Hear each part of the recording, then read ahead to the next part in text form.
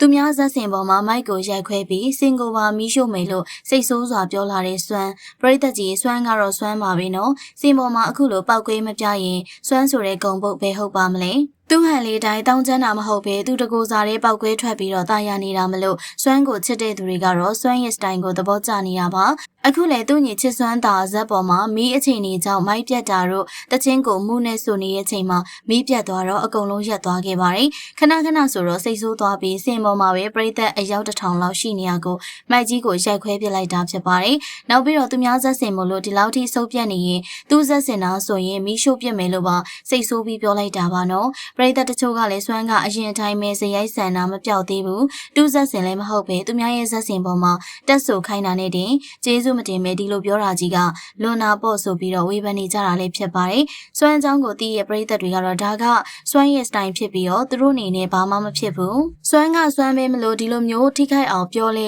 စံအားပေးမှာပဲလို့ပြောခဲ့တာဖြစ်ပါတယ်ဒီတော့ပရိသတ်ကြီးရန်ကားနေရဲ့စွမ်းဆိုပြီးနာမည်ကြီးနေတဲ့ကိစ္စပေါ်မှာမှတ်ချက်လေးတွေပြောပြခဲ့ကြပါအောင်ရှင်